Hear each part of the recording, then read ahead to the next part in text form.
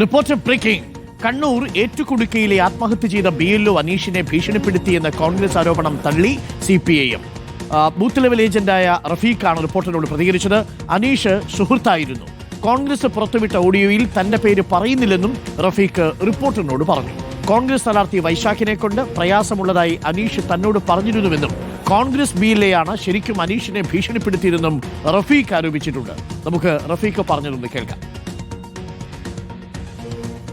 എന്റെ അടുത്ത സുഹൃത്താണ് അവൻ, അതുകൊണ്ട് എന്റെ പേര് പറയില്ല. പിന്നെ അങ്ങനെ ഭീഷണിപ്പെടുത്തേണ്ട ആവശ്യമൊന്നുമില്ലല്ലോ. നമുക്ക് ആ റെക്കോർഡിൽ ഞാൻ കേട്ട സ്ഥിതിക്ക് എന്റെ ഒരു അനീഷ് പറയില്ല എന്ന് വെച്ചാൽ നമ്മൾ അത്ര സൗഹൃദമാണ്. മരിക്കുന്നതിന്റെ തലേ ദിവസം വരെ എന്നെ വിളിക്കേണ്ട ആ വീട് എവിടെയാണ് രാവിലെ വിളിക്കും. ഞാൻ ഓനെ ഇതുവരെ അങ്ങോട്ട് വിളിച്ചിട്ടില്ല. അങ്ങനെ ഉണ്ടെങ്കിൽ ഭീഷണിപ്പെടുത്തി എന്ന് പറയുന്ന ആൾ എന്നെ വിളിക്കൂലല്ലോ.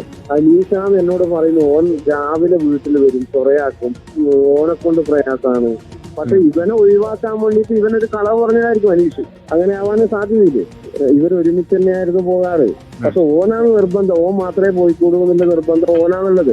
ഓനാണ് ശരിക്കും ഇവനെ ഭീഷണിപ്പെടുത്തുന്നത്. ഇതാണ് ഇപ്പോൾ റഫീഖിന്റെ ഇന്നലെ കോൺഗ്രസ് ആരോപണം ഉന്നയിച്ചത്. ഈ റഫീഖിനെതിരെയാണ്.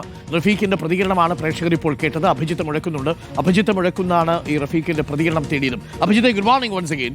ഈ റഫീഖിനോട് നമ്മൾ സംസാരിച്ചപ്പോൾ റഫീഖ് പറയുന്നത് കോൺഗ്രസിന്റെ സ്ഥാനാർത്ഥിയും അവിടുത്തെ BLAയുമായ അനീഷാണ് ഈ അനീഷ് ജോർജിനെ ഭീഷണിപ്പെടുത്തിയത് എന്നാണ്.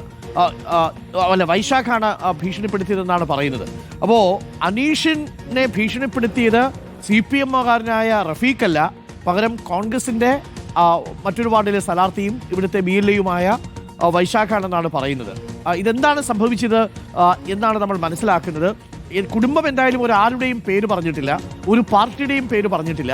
അവരുടെ ഏരിയയിലെ അവരുടെ ഒരു സമ്മർദ്ദമുണ്ട്, അതുകൊണ്ട് വരണ്ട എന്ന് പറഞ്ഞ ഒരു ടെലിഫോൺ സംഭാഷണമാണ് ഇന്നലെ നമ്മൾ പുറത്തുവിട്ടത്. അതാണ് കോൺഗ്രസ് CPM-നെതിരെ രാഷ്ട്രീയ ആയുധമായി ഉപയോഗിക്കുന്നതും. ഇപ്പോൾ റഫീഖ് പറയുന്നതിലൂടെ മനസ്സിലാക്കുന്നത് എന്താണ്? അഭിജിത്ത് മുഴക്കുന്നത്.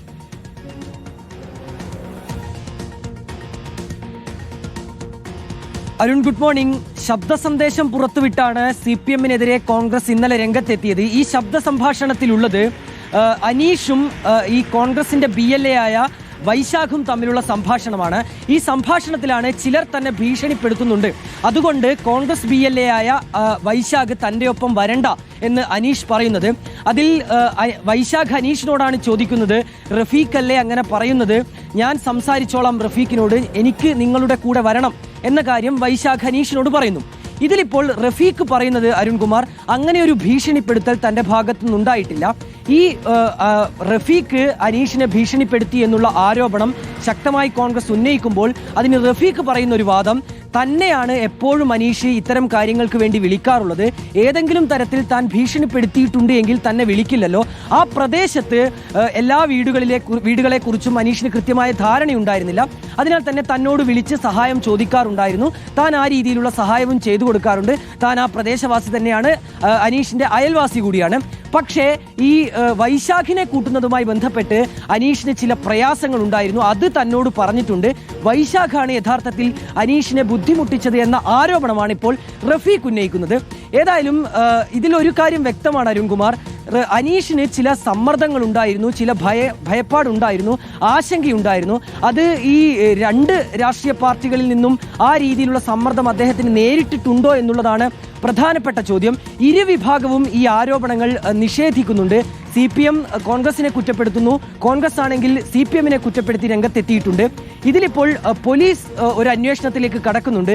ഇന്നലെ അനീഷിന്റെ സംസ്കാര ചടങ്ങുകളായിരുന്നു, അതുകൊണ്ട് തന്നെ മൊഴിയെടുക്കാൻ, കുടുംബാംഗങ്ങളുടെ മൊഴി ശേഖരിക്കാൻ പോലീസിന് കഴിഞ്ഞിട്ടില്ല. കുടുംബാംഗങ്ങളുടെ മൊഴി പെരിങ്ങോം പോലീസ് രേഖപ്പെടുത്തുമെന്നാണ് നമ്മൾ മനസ്സിലാക്കുന്നത്. അനീഷിന്റെ കുടുംബം ഒരു പാർട്ടിക്കെതിരെയും പേരെടുത്തു പറഞ്ഞ് ഒരു സമ്മർദ്ദമുണ്ടെന്ന് പറഞ്ഞിട്ടില്ല, ഒരു വ്യക്തിക്കെതിരെയും പറഞ്ഞിട്ടില്ല. റഫീഖ് ആരോപിക്കുന്നത് പോലെ വൈശാഖിനെതിരെയും പറഞ്ഞിട്ടില്ല, വൈശാഖ് ആരോപിക്കുന്നത് പോലെ റഫീഖിനെതിരെയും പറഞ്ഞിട്ടില്ല, അല്ലേ?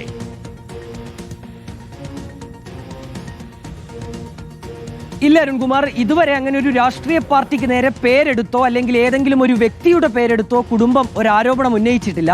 ആദ്യഘട്ടത്തിൽ ഈ അനീഷിന്റെ സഹോദരി ഭർത്താവ് ഇങ്ങനെ ഒരു ഭീഷണി ഉണ്ട് എന്നുള്ള കാര്യം പറഞ്ഞിരുന്നു. പക്ഷെ അത് കഴിഞ്ഞ് പിതാവ് മാധ്യമങ്ങളെ കാണുമ്പോൾ പറഞ്ഞത് അങ്ങനെ ഏതെങ്കിലും ഒരു വ്യക്തിക്കോ സംഘടനയ്ക്കോ ഈ ഭീഷണിപ്പെടുത്തിയതിൽ പങ്കില്ല, മറിച്ച് SIR നടപടിക്രമങ്ങളുമായി ബന്ധപ്പെട്ട ജോലിഭാരം തന്നെയാണ് തന്റെ മകന്റെ മരണത്തിന് കാരണമെന്നുള്ളതാണ്.